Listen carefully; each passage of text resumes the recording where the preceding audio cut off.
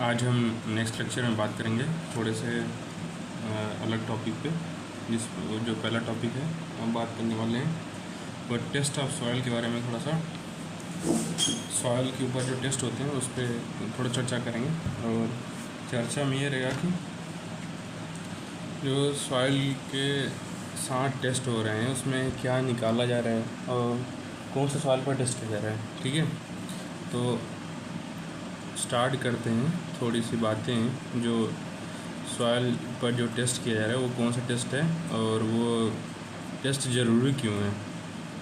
क्योंकि इस समय जो सॉइल अभी आप करंट में देख रहे हैं अपने घर के बगल, वो जो सॉइल यूज़ हो रहा है वो असल में सॉइल फाइन ग्रेन सॉइल है या कोर्स ग्रेन सॉइल है, किस टाइप का सॉइल है, क्या हम उसको यूज़ कर सकते हैं एज अ सुपर स्ट्रक्चर सब स्ट्रक्चर में बनाने के लिए। ठीक है, तो हम ये पता करने के लिए टेस्ट करते हैं। ठीक है, तो पहला जो टेस्ट मैं बताने वाला हूँ आपको ये है पिक्नोमीटर मेथड। इसमें मेनली क्या होता है कि ये लैब का टेस्ट है, ये फील्ड टेस्ट नहीं है, ये लैब टेस्ट है। ठीक है, और दूसरी बात ये है कि लैब टेस्ट होने के साथ साथ थोड़ा सा मैं इसको लिख भी देता हूँ कि लैब टेस्ट है, आप लोग उसको फील्ड टेस्ट ना मान लें, इसलिए मैं इसको लिख देता हूँ बगल में, ये लैब टेस्ट है।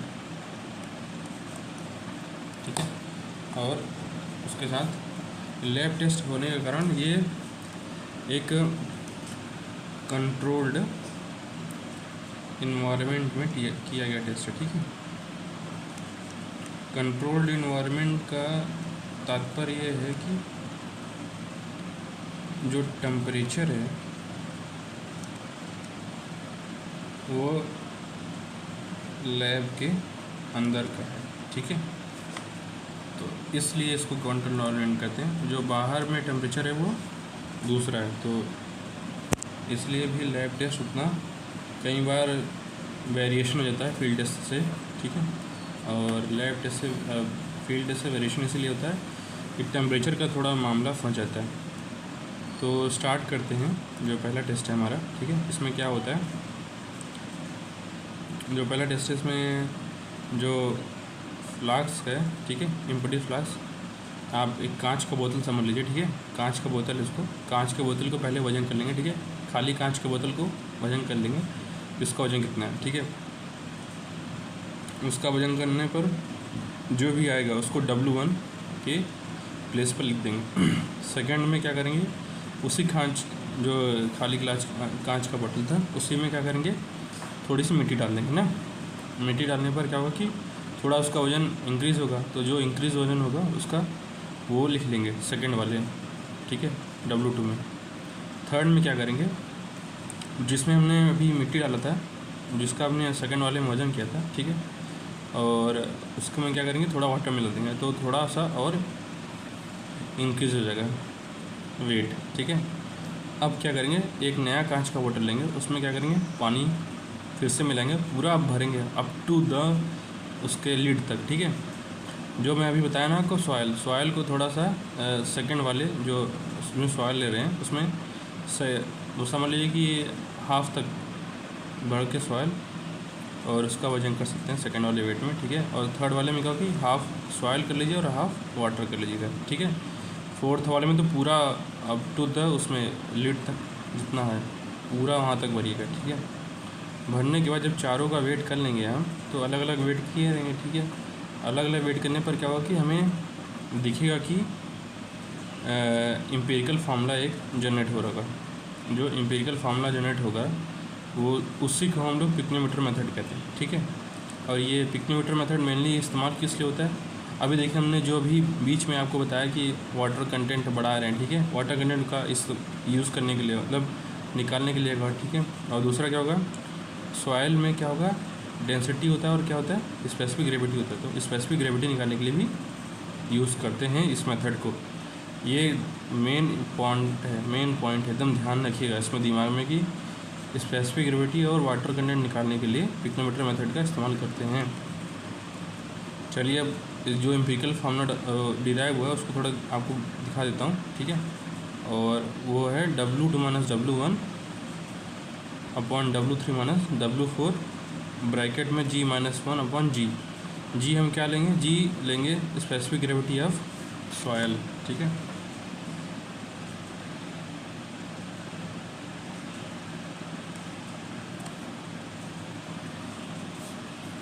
अब ये देखिए थोड़ा सा ऊपर आपको देखिए इमेज दिख रहा होगा आपको, मैंने इमेज भी लगाया ताकि आप समझ पाए अच्छे से कि इसमें क्या है, किस टाइप का ये टेस्ट है, ठीक है।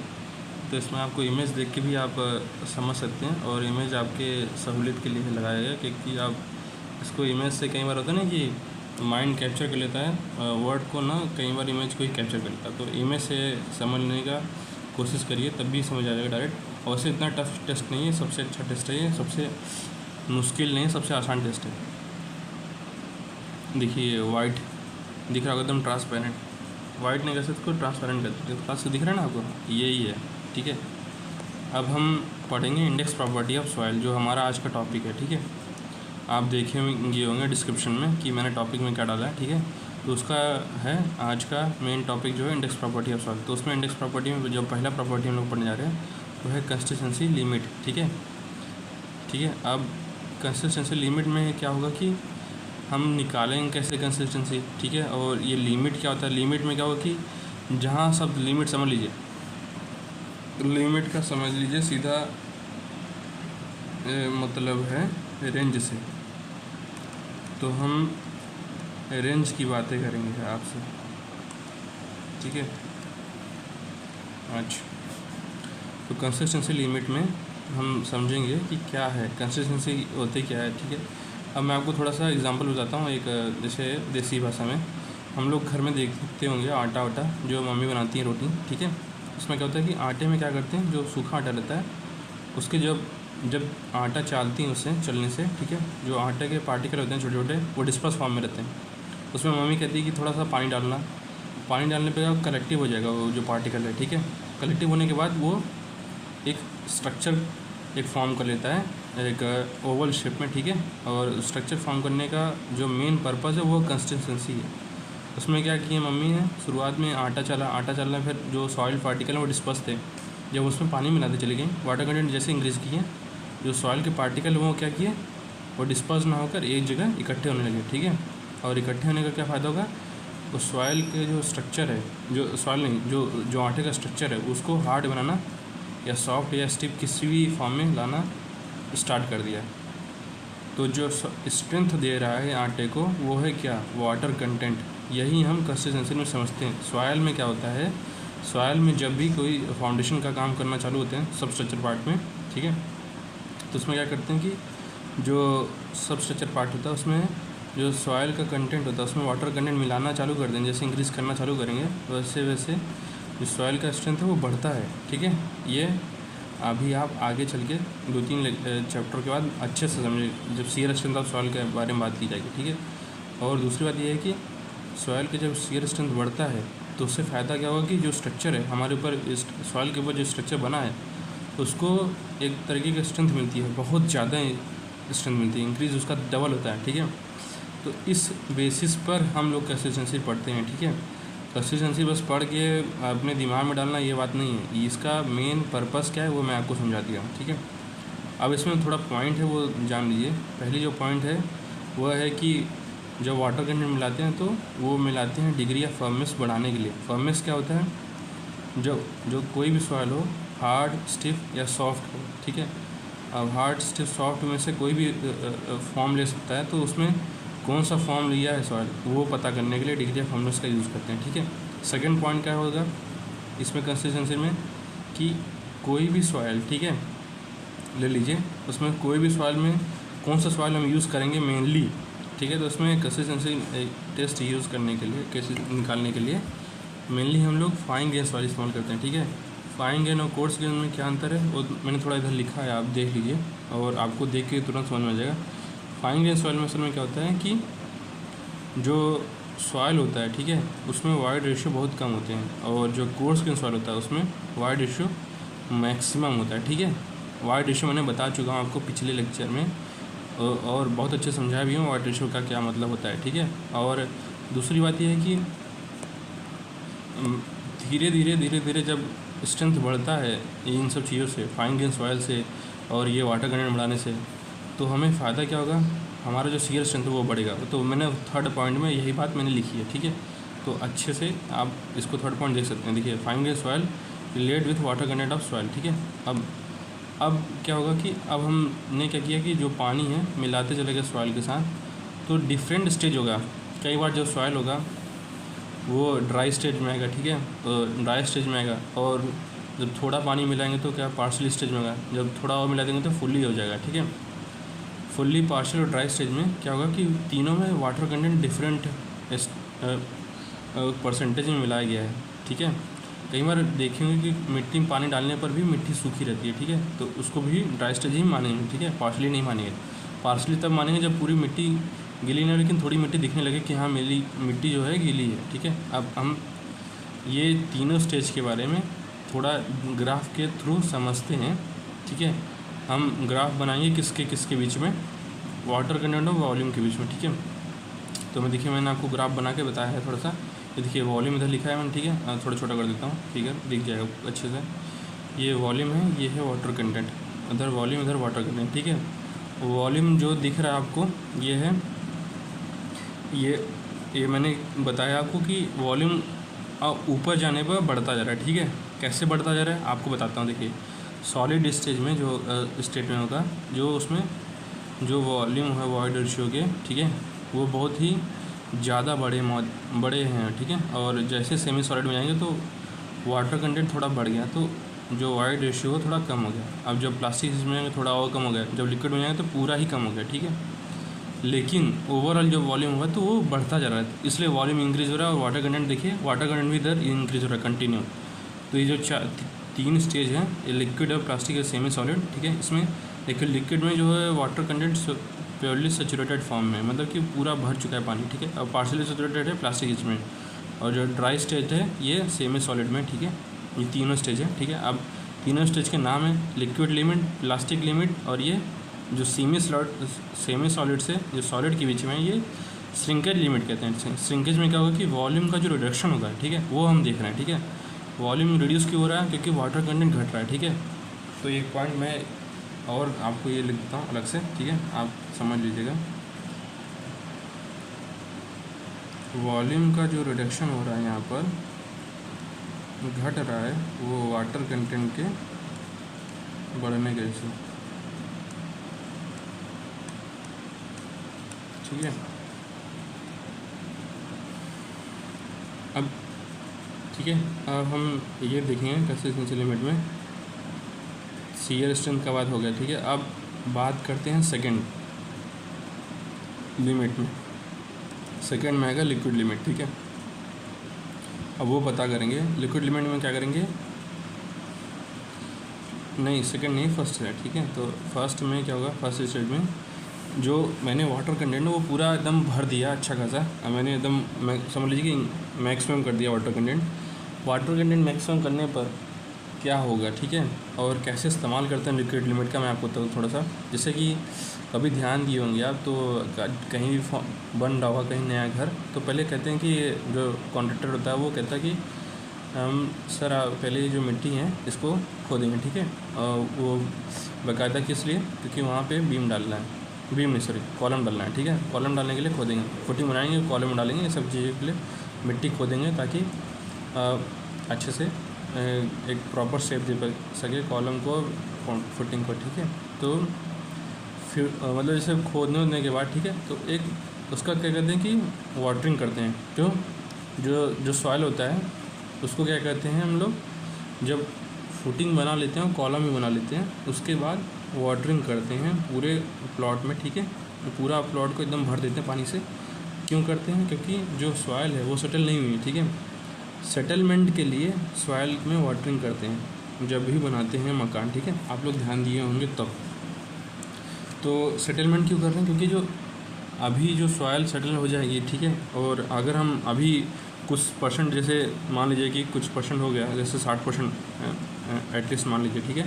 तो 60% अगर कोई सेटल हो गई तो हमें पता लगे कि जो हमारा स्ट्रक्चर है वो ठीक ठाक साल तक चलेगा, ज़्यादा सेटलमेंट नहीं होगा, ठीक है। इसमें वो जितना सेटल होना था वो सेटल हो चुका, अब इससे ज़्यादा नहीं होगा सेटलमेंट। तो हम आगे के प्रोसेस पे काम करेंगे। लिक्विड लिमिट मेनली यही निकालते कि उसमें कितना परसेंट वाटर कंटेंट, कितना परसेंट मॉइस्चर कंटेंट है किसी सॉइल में, ठीक है। तो मॉइस्चर कंटेंट और वाटर कंटेंट निकालने के लिए मेनली लिक्विड लिमिट का इस्तेमाल करते हैं, ठीक है, किसी सॉइल में, ठीक है। और सॉइल में इस्तेमाल करने पर ये पता चलता है कि हमारे वाटर कंटेंट और लिक्विड लिमिट कैसे पता करेंगे, वो एक टेस्ट होता है, ठीक है। उसमें क्या करते हैं कि सॉइल को लेते हैं और उस पर थोड़ा पानी मिलाते हैं, पानी मिलाने के बाद उस पर 25 ब्लो मारते हैं हैमर से, ठीक है। हैमर से 25 ब्लो मारेंगे, फर्स्ट राउंड में 25 ब्लो, सेकेंड राउंड में 25, थर्ड में भी 25, तो 25 25 25 75 राउंड 75 ब्लो मारेंगे। 75 के बाद क्या करेंगे, उनका पूरा मेज़रमेंट ले लेंगे। तो जब मेज़रमेंट लेंगे तो उससे पता लगेगा कि हमारा वाटर कंटेंट कितना है, ठीक है। अब हम आगे बढ़ते हैं, सेकंड पॉइंट में क्या लिखा है मैं आपको दिखाता हूँ थोड़ा सा लिक्विड लिमिट में, कि इसमें कि जो इस्तेमाल करते हैं मेनली ऑपरेटस, बहुत बड़े पैमाने पर इसका नाम आप सुने होंगे ये, लेकिन आप ध्यान नहीं दिए होंगे किसके लिए इस्तेमाल करते हैं। ये कैसे ग्राइंडेड ऑपरेटस है, ठीक है।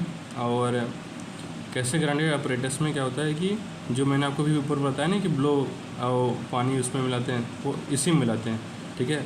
कैसे ग्राइंडेड ऑपरेटस में क्या करते हैं कि अटरबर्ग लिमिट के थ्रू अटरबर्ग लिमिट निकालने के लिए कैसे ग्राइंडेड ऑपरेटस का यूज़ करते हैं। अटरबर्ग लिमिट किस लिए यूज़ हो रहा है, ये यूज़ हो रहा है लिक्विड लिमिट निकालने के लिए। तो मैं थोड़ा यहाँ लिख देता हूँ लिक्विड लिमिट के जस्ट इधर साइड में, यहाँ पे भी लिख सकता हूँ, यहाँ लिख देता हूँ अटरबर्ग लिमिट लिक्विड, ठीक है। ये कैसे ग्राइंडेड ऑपरेटस है, ठीक है। इसमें क्या करते हैं, देखिए ये जो सेक्शन देख रहे हैं आप लोग, कर्व सेक्शन में जैसे ये बाउल होता है, इसमें हम भरते हैं थोड़ा सा, यहाँ पे सॉइल भर देते हैं, ठीक है। सॉइल भरने पर क्या होगा, ये जो देख रहे हैं ना, इसको कहते हैं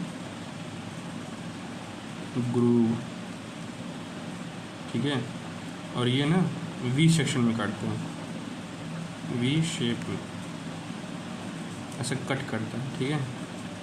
वी शेप में करता है कट, 2 पार्ट में कट करता है।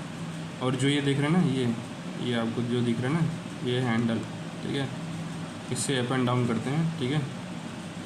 हैंडल से अप एंड डाउन करते हैं। तो ये जब ये जो नीचे देख रहे हैं ना, ये वाला, ये बेस हो गया, ये है मेटल का बेस। अभी इसकी कहानी बड़ी मज़ेदार है, इसको बताऊंगा कि आगे चल के कि मेटल बेस और रबर बेस में क्या अंतर था। बहुत बात सुनेंगे मेटल बेस और रबर बेस, ठीक है, उसके बारे में बताऊँगा। तो ये देख रहे हैं ना आप लोग, अभी क्या करते हैं कि इस ग्रूव के थ्रू यहाँ पे जो सॉइल है उसको कट करते हैं ऐसे बी शेप में, ठीक है। ऐसे समझ लीजिए, मैं थोड़ा सा हल्का सा टाइम नज़र ऐसे सीख। तो यहाँ जितने भी सॉइल हैं, ठीक है, ये इस साइड हो जाएंगे और ये इस साइड हो जाएंगे, ठीक है।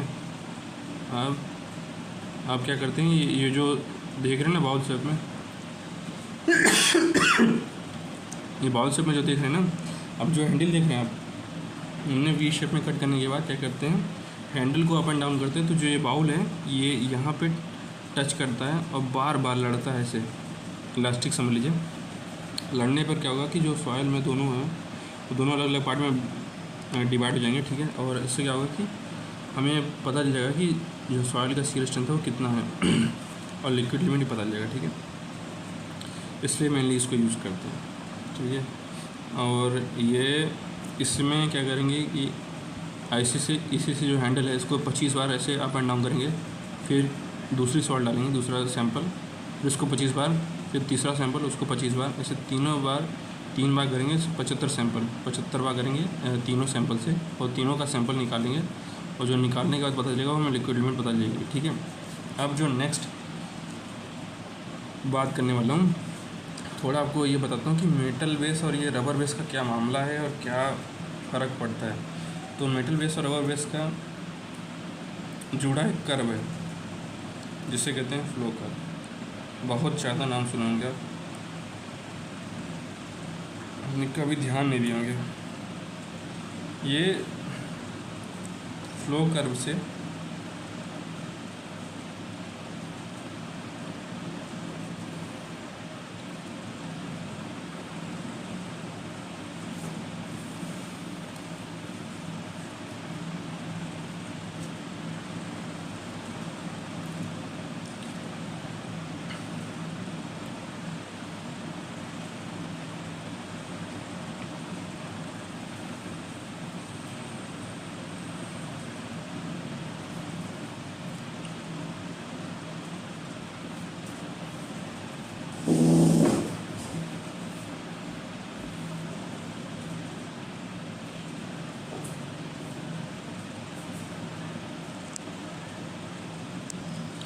फ्लो कर्व में क्या होता है कि एक तरफ वाटर कंटेंट और एक तरफ नंबर ऑफ फ्लो होता है, ठीक है। तो मैं इस तरफ वाटर कंटेंट बना दे रहा हूँ, इधर W लिख देता हूँ, ठीक है। इससे नंबर ऑफ फ्लो कर दे रहा हूँ। तो जो हम वाटर कंटेंट और नंबर ऑफ फ्लो करते हैं, क्या करते हैं, वाटर कंटेंट बढ़ाते हैं किस में, सॉइल में वाटर कंटेंट बढ़ाएंगे और फिर नंबर ऑफ फ्लो भी बढ़ाएंगे। तो उससे क्या होता है, एक ग्राफ बनता है। ग्राफ जो है लॉगरिथमिक क्यों बनता है, क्योंकि हमें सैंपल बहुत चाहिए और हमें टेस्ट का जो क्या कहते हैं रिज़ल्ट है वो आते जो हैं उसका वेरिएशन होता है। तो अगर हम जैसे ही लॉग में लेते हैं तो क्या होता है कि जो वेरिएशन होता है वो स्ट्रेट लाइन में कन्वर्ट हो जाता है। तो उसको जो स्ट्रेट लाइन में जब कन्वर्ट हो जाएगा तो उसमें क्या होगा कि हमें ये समझ में आ जाएगा कि हाँ जो ये वेरिएशन है ये स्टेबल है और इस फॉर्मूले को हम यूज़ कर रहे हैं, ठीक है। तो अगर वाटर कंटेंट बढ़ाते हैं तो मान लीजिए जैसे सवाल ये है 1 है, मैं इधर बना दे रहा हूँ, जिससे इसका ग्राफ ऐसे गया है और सॉइल 2 का ग्राफ ऐसे गया, ठीक है। तो उसको मैं लिख दे रहा हूँ, ये सॉइल नंबर 1 है, ठीक है। उसको लाइन करके ये इसका सॉइल, ठीक है, 2। तो ये देखिए ये जो ये वाला है ये थोड़ा आपको ऐसा दिखे समझ में आ जाएगा।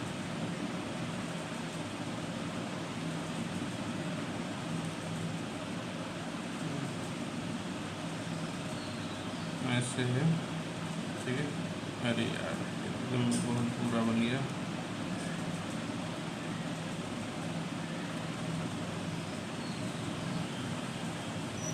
ठीक है, ये ऐसे है।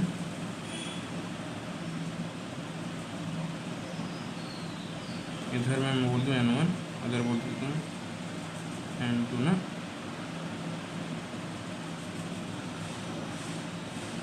इधर बोल देता हूँ N1, इसका सॉइल 1 का, सॉइल 2 का ना। ये देखिए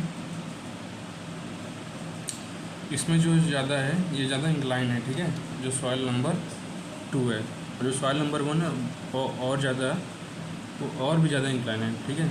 नहीं वो और ज़्यादा ये क्या कहते हैं इंक्लाइन नहीं है, और ज़्यादा नहीं, जो सॉइल 2 है ना वो सॉइल 2 जो है वो स्टीप है और जो सॉइल 1 है वो इंक्लाइन है, ठीक है। तो जो स्टीप है जो सॉइल 2 उसमें क्या होगा कि जो वाटर कंटेंट है वो भी ज़्यादा है और जो नंबर ऑफ लोग है वो भी ज़्यादा है। तो हम सॉइल 2 और सॉइल 1 में क्या पता करना चाहते हैं, क्या ग्राफ है, ठीक है। जब हम इस ग्रुप में क्या करें, जो इसमें जो मेटल ये सर्कुलर बेस है इसमें क्या करेंगे, जब सॉइल डालेंगे तो जब ये नंबर ऑफ लोग मानने के बाद क्या होगा कि जो रिजल्ट निकल के आया सॉइल 1 और सॉइल 2 में, तो हमने ग्राफ जो बनाया इसमें क्या करेंगे कि पता करने वाले हैं किसका जो स्टीप है किसका इंक्लाइन है। जिसका ज़्यादा स्टीप रहेगा क्या करेंगे उसको ना लेंगे, ठीक है, नहीं लेते हैं। क्यों? क्योंकि अगर जिसका ज़्यादा स्टीप रहता है उसको क्या करते हैं, जो सॉइल उसका नंबर ऑफ लो भी कम है और जिसका वाटर कंटेंट उसका भी कम लगा है, तो उसको ना लेकर जो जिसका वाटर कंटेंट ज़्यादा है, जैसे सॉइल 2 का ज़्यादा है, उसको ले लेंगे और उसको लेने के बाद क्या करेंगे, यूज़ करेंगे एज अ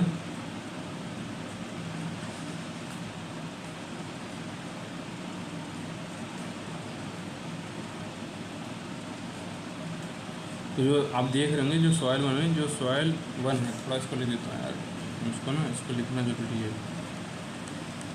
जो सॉइल 1 है ना इसका जो स्टीप स्लोप है इसको ले लेंगे और जो सॉइल 2 है इसको नहीं लेते हैं, क्योंकि जो सॉइल 2 है ना इसका स्लोप जो स्टीप है नहीं, वाटर कंटेंट ले रहा है ज़्यादा। तो हमें ऐसा सॉइल नहीं चाहिए जो ज़्यादा पानी ले और स्ट्रेंथ भी कम दे, ठीक है। हमें ऐसे सॉइल चाहिए जिसका higher the value of flow index, ठीक है।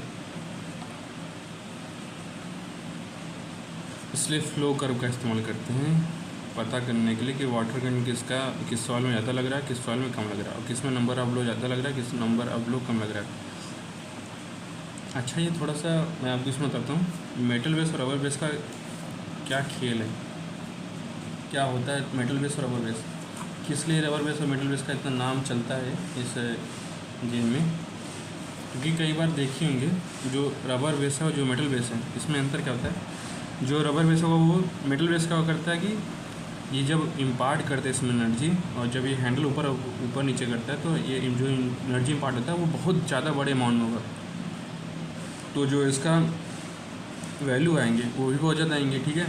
लेकिन जब रबर बेस लगे, ठीक है, मैं इसको लिख भी देता हूँ, बहुत ज़्यादा ये इंपॉर्टेंट पॉइंट है, इसको ध्यान रखिएगा। कई बार तो ये डायरेक्ट गेट में सवाल घुमा के भी पूछ लेता है कि जो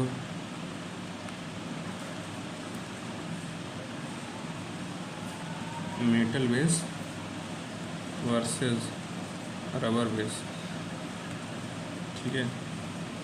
अब इसमें क्या करता है, एनर्जी का जो इम्पार्ट होता है बहुत बड़े पैमाने पर होता है, हाई, मैं लिख देता हूँ, ठीक है।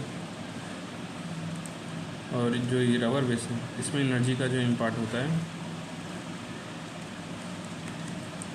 वो थोड़ा कम होता है। क्यों क्यों क्योंकि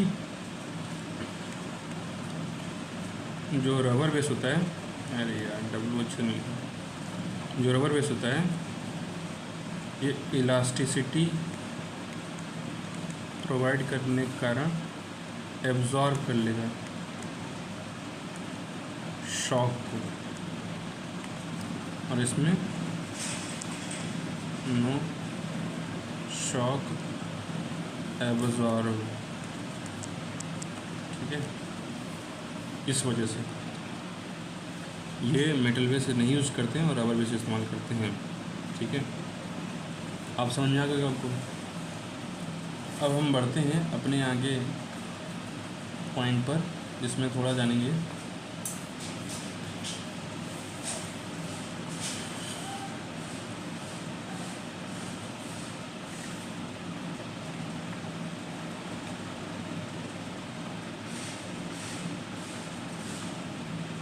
प्लास्टिक लिमिट के बारे में ना। लिक्विड लिमिट जान चुके हैं, प्लास्टिक लिमिट जानेंगे, उसके बाद जानेंगे श्रिंकेज लिमिट। अब प्लास्टिक लिमिट जानने के लिए थोड़ा सा आपको देखिए, मैंने नीचे से थोड़ा सा फिगर बना रखा है, लेकिन ये ना बहुत अच्छा फिगर है। मैं आपको इसमें थोड़ा सा इसमें आपको यार ये थोड़ा सा मैं यार इधर साइड नहीं हो पा रहा है, ये तो कोशिश उसको कर रहा हूँ ये साइड हो जाए, कोई बात नहीं, ठीक है। तो हम इधर ही ले लेते हैं प्लास्टिक लिमिट ना।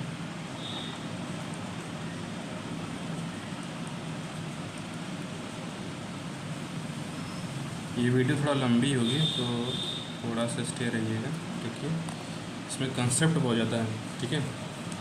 मैं 1 मिनट पानी पी के आ गया बस।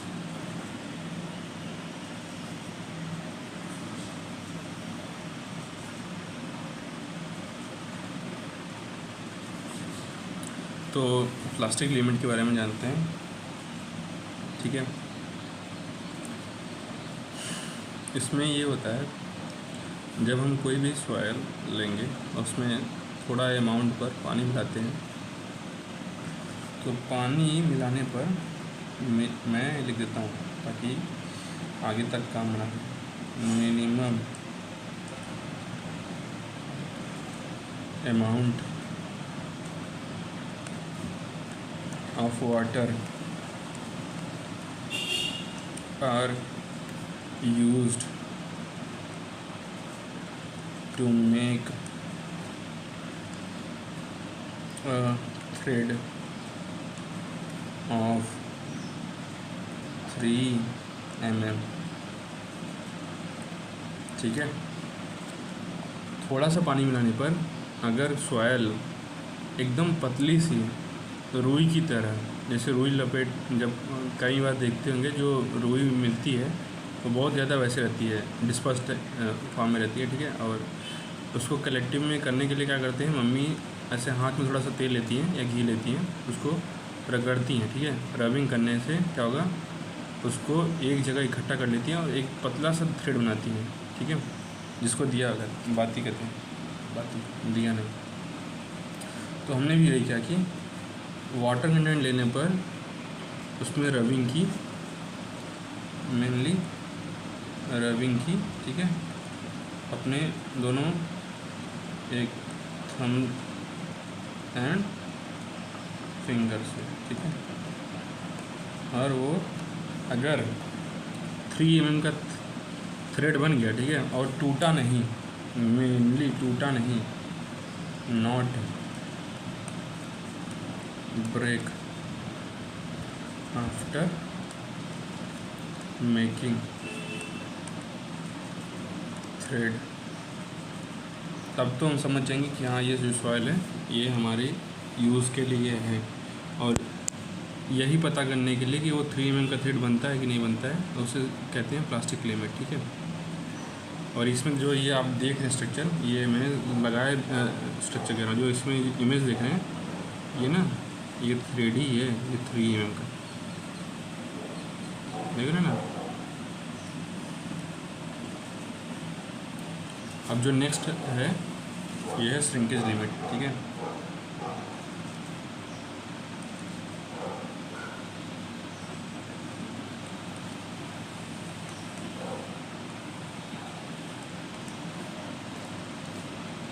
तो श्रिंकेज लिमिट में क्या करते हैं, अब सॉइल चूँकि हो चुकी है पूरी ड्राई स्टेट में, जा रही है ड्राई स्टेट में, ठीक है।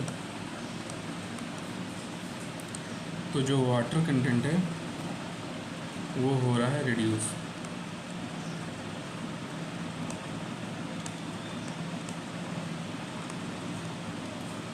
एंड वॉल्यूम भी हो रही है रिड्यूस, ठीक है। अच्छा इसमें 2 प्रोसेस होता है, ठीक है। इसको बड़े उसमें बॉक्स में लिख रहा हूँ। एक होती है श्रिंकेज एंड स्वेलिंग। मैंने बहुत फर्स्ट लेक्चर में आपको बताया था एक सॉइल बेंटोनॉइट सॉइल में श्रिंकेज लिमिट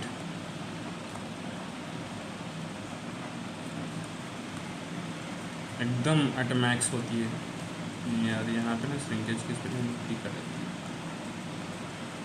ठीक है। श्रिंकेज लिमिट मैक्सिमम होता है, एकदम मैक्सिमम, ठीक है। क्यों? उसमें बताया था मॉन्ट मोरोलाइट कंटेंट ज़्यादा होता है, ठीक है, मैक्सिमम होता है।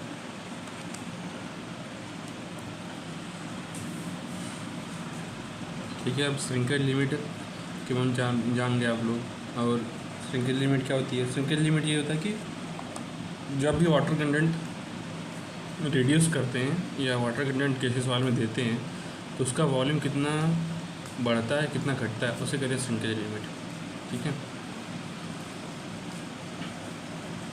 अब हम आगे चलते हैं, थोड़ा सा जानेंगे।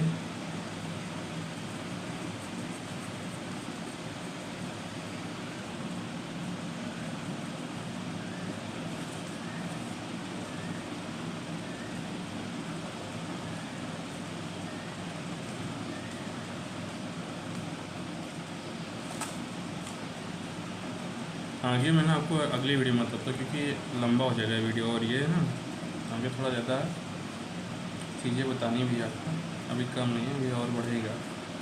आगे बताऊँगा आपको डिटरमिनेशन ऑफ श्रिंकेज लिमिट में जो श्रिंकेज लिमिट का फॉर्मूला होता है वो कैसे पता करते हैं, ठीक है, और कैसे ही निकालते हैं। तो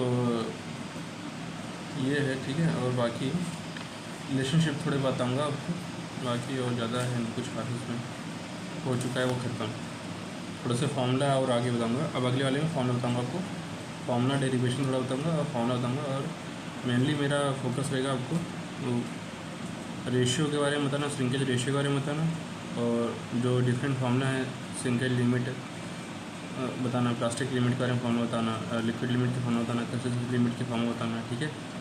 इन सब फार्मूलों को डिस्कस करना है, अगले वाले लेक्चर में बताऊँगा आपको थोड़ा सा। तब तक के लिए स्टे ट्यून।